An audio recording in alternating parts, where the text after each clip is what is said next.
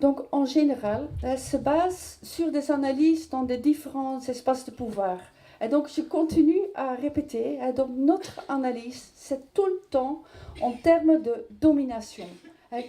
Domination interpersonnelle, relation de domination institutionnelle, politique. Donc, voilà. En tant qu'intervenante, on doit bien connaître le phénomène de violence sexuelle et les conséquences. On doit bien connaître de ce qui se passe dans les différentes associations, services d'intervention.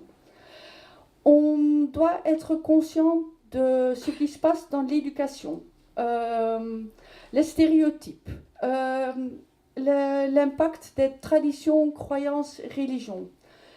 Parce que les croyances, donc, est important de pouvoir raconter, expliquer que oui, il y a des traditions, oui, il y a des croyances, oui, il y a des pressions de soi-disant culturelles, religion, etc.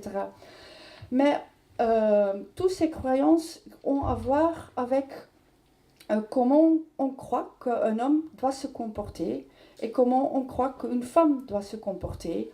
Et que même quand une croyance est partagée par un groupe énorme, ça reste quand même une croyance. Donc on déconstruit, on déconstruit, on déconstruit. Et également, être conscient de ce qui se passe dans les politiques de soins. Et ça fait pour moi vraiment aussi dans l'analyse, dans l'accompagnement individuel, ça reste quelque chose de très important. Vous avez aussi entendu que je parle d'accompagnement et pas de prise en charge. Qui sommes-nous pour prendre en charge? On peut accompagner, mais on accompagne une femme qui a son vécu, ses conséquences et ses propres ressources. Je crois que les premières étapes dans cet accompagnement individuel, c'est de faire avec la femme un peu un état de lieu des violences vécues et une prise de conscience. Et le nombre de fois aussi aujourd'hui qu'on a entendu que les femmes ne sont peut-être pas rendues compte qu'elles ont vécu des violences ou qu'on n'a pas fait de lien entre ce qu'elles souffrent, ce dont elles souffrent et de ce qui s'est passé.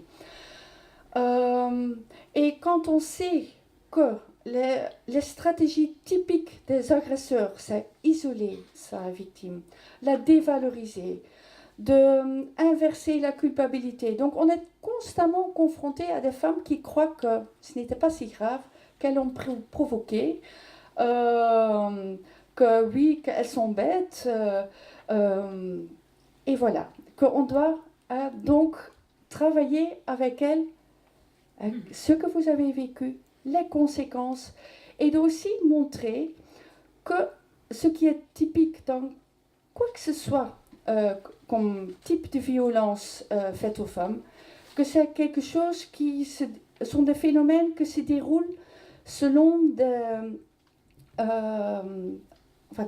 qui a un déroulement assez typique, ce qui montre que ce ne sont pas des phénomènes qui sont arrivés comme ça parce qu'on est à un moment donné à un certain endroit.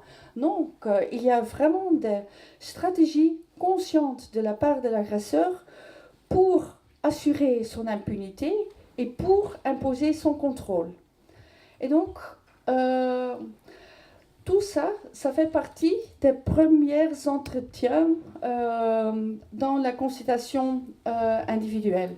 Et donc, encore une fois, donc, rechercher des réponses à partir des ressources des femmes mêmes et du travail de réseau. Je trouve ça très important aussi de pouvoir parler des prévalences, par exemple les violences sexuelles, puisque un agresseur a toujours essayé d'isoler sa victime. Donc très souvent, les femmes pensent qu'elles sont les seules. Et de montrer que c'est vraiment un fléau et que c'est malheureusement... donc il y a beaucoup de victimes et qu'il y a... mais qu'on n'en parle pas et qu'elles pourraient peut-être chercher des liens avec d'autres femmes et de ce qui lui est arrivé. C'est pas quelque chose qui lui est arrivé comme ça. Non, ça se passe beaucoup. Et l'impunité partout, très, très répandue. Et donc, comme je vous avais dit tout à l'heure, on commence à faire connaître les phénomènes de violence, que la femme s'approprie ce qui lui est arrivé et les conséquences. On parle des expressions différentes. On insiste beaucoup sur toutes les caractéristiques de domination, des inégalités entre femmes et hommes. C'est pas par hasard que c'est une femme qui est devenue victime et qu'un homme a été l'agresseur. Et on parle aussi beaucoup des conséquences, et notamment donc du mémoire traumatique. Je ne vais pas vous parler de ces différents modèles que vous connaissez probablement, mais parfois dans une consultation, ça vaut la peine de prendre des éléments de l'un ou l'autre modèle pour pouvoir expliquer ce qui s'est passé à la femme. Je dis la femme, je m'excuse, mais en fait, donc, c'est dans la relation individuelle. Donc, je parle de la femme que j'ai en face de moi, pas les femmes en général. J'ai quand même envie de vous dire quelques mots par rapport à ce petit modèle, pour montrer aussi aux différentes femmes que oui, vraiment, que la violence ne sont pas des explosions incontrôlables des pulsions, mais non, c'est assez ritualisé parce qu'on dit « Ah, mais vous avez été agressé où ?»« Ah, moi, c'est toujours dans la chambre à coucher. Ou c'est jamais dans la cuisine. Ou c'est toujours à l'intérieur, mais jamais à l'extérieur. » Toutes ces réflexions font qu'on se rend compte que oui, il y a un contrôle dans les expressions de violence. Ou le moment, il y a des femmes qui disent moi je suis obligée d'avoir des rapports sexuels avec mon mari, peut-être tous les vendredis soirs, mais jamais le lundi matin. Hein. Donc tout, que je sais que ça va mal se passer entre mon compagnon et moi, quand on commence à parler de la belle-mère, de l'argent, de l'infidélité, ou que je n'étais indisponible au téléphone. Et donc tout ça pour montrer, partager, faire prendre conscience que les violences faites aux femmes sont des phénomènes très ritualisés, imposition de contrôle. On n'oublie jamais, on a toujours en tête aussi plus les explications sociétales. Parce que ce n'est pas seulement au sein du couple ou d'une relation d'amitié ou parents-enfants qu'on retrouve cette domination, mais pas pour toutes les femmes de la même façon, mais il y a des conséquences, des causes, des liens différentes à d'autres niveaux aussi. Pouvoir parler des conséquences des violences, c'est très important aussi, de pouvoir relier les effets de psychotraumatisme qu'une femme vit aux violences. Ça aide à comprendre, à contrôler et à guérir. C'est important, je pense, de pouvoir donner un message d'espoir en même temps aussi. Hein. On peut comprendre ce qui se passe. On peut lutter contre. Oui, bien sûr, il y aura des conséquences qui vont peut-être durer plus longtemps que d'autres. Ou qu'il y a des conséquences qui deviennent une cicatrice et qu'une cicatrice, il y a des moments où ça ne fait pas mal, il y a d'autres moments qu'on est très conscient qu'il y a une cicatrice et même que ça empêche de bien vivre à ce moment-là. Mais ce n'est pas une fatalité que quand on est victime de violence, qu'on est toute sa vie, à tous les moments de sa vie, qu'on est victime. Et je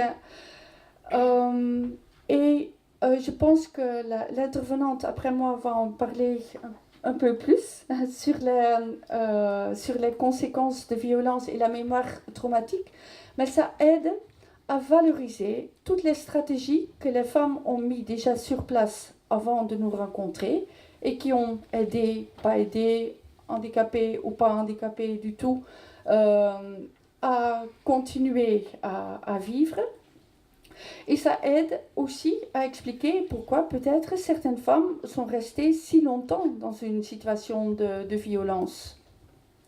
Et pourquoi aussi que les femmes disent, mais flûte, comment ça se fait que moi, j'ai vécu une situation de violence et maintenant, avec mon compagnon suivant, je suis de nouveau dans une relation de violence.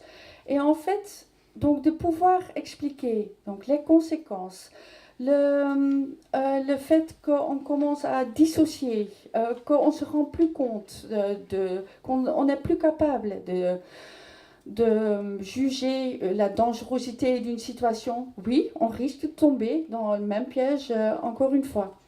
Et aussi qu'elle dit, mais j'étais bien, mais tout à coup je me suis sentie mal et je ne comprends pas, c'est comme je devais penser, je vivais de nouveau toutes mes émotions comme si la violence avait eu lieu hier. Ah oui, c'est normal. Si certains souvenirs, émotions ne sont pas digérés, archivés d'une autre façon, oui, c'est vrai qu'il y a beaucoup d'éléments déclencheurs qui font que, bouf, vous êtes envahi, dépassé par certaines émotions.